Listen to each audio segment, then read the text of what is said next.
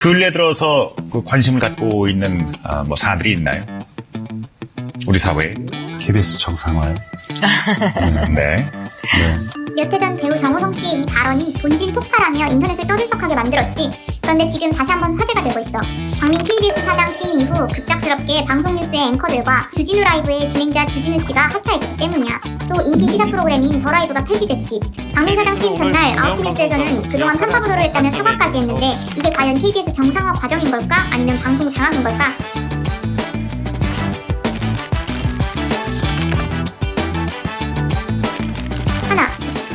우선 알고 가야 할 게 있어. 공영방송이란 뭘까? 공영방송은 방송의 목적을 영리해 두지 않고 오직 공공의 복지를 위해 행하는 방송을 말해. 정부나 특정 집단의 영향을 받지 않고 독립된 운영을 한다는 뜻이지.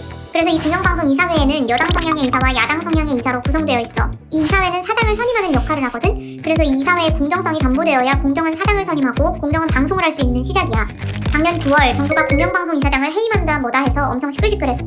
책임을 다하지 않았다는 등의 이유로 이사장을 해임시켰는데 해임된 이사장이 야당 쪽 이사라 결국 KBS 이사회는 여당 인사가 더 많아지게 된 거야. 이사회가 바뀐 후 김희철 사장은 곧장 해임됐어. 임기가 아직 남아있는데도 경영을 엉망으로 해서 자른 거라고 이야기했어. 그리고 새로 뽑힌 사람이 지금의 박민 사장이야. 법조계 출입기자 출신으로 윤 대통령이 검찰총장이던 2019년에 법조 언론인클럽 회장을 맡아 윤 대통령과 사적으로 관계가 있다고 해. 둘.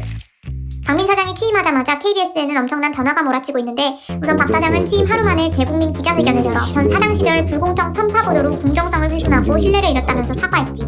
또 앞에서 말한 앵커를 교체하고 프로그램을 폐지하는 과정에서 합의 과정 없이 갑작스럽게 프로그램 폐지 및 하차 통보를 한 것으로 알려졌어.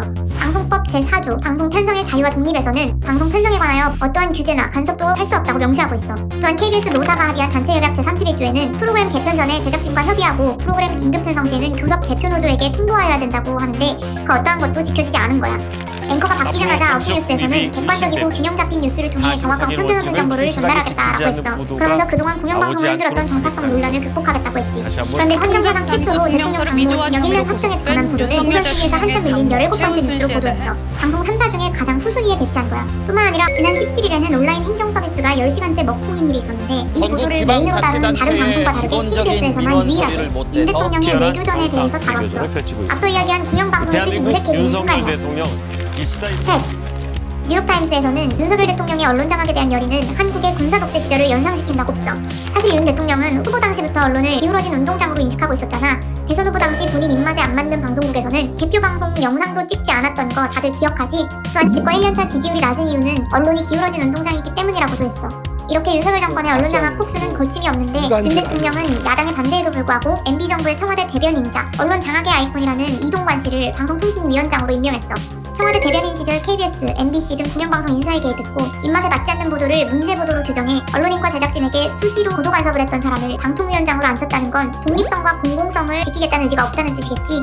이동관 방송통신위원장이 취임한 이후 부산저축은행 수사 무마 의혹 등을 보도한 많은 매체의 기자를 압수수색하고 있고 공적 소유의 보도 전문 채널인 YTN을 매각해 민간 소유로 전환하겠다고 했어. 또한 MBC의 윤 대통령 비속어 보도 이후 MBC 취재 등이 순방에서 배제된 사건을 보도했다고 주의를 주고 가짜뉴스를 제거하겠다며 가짜뉴스 심의 전담센터를 출범했는데 도대체 그들이 말하는 가짜뉴스인 걸까? 본인 입맛에 맞지 않으면 다 가짜뉴스인 걸까? 한편 민주당은 이동관 방송위원장 탄핵을 추진하고 있어. 뿐만 아니라 지난 9일 방송 3법을 단독으로 통과시켰어.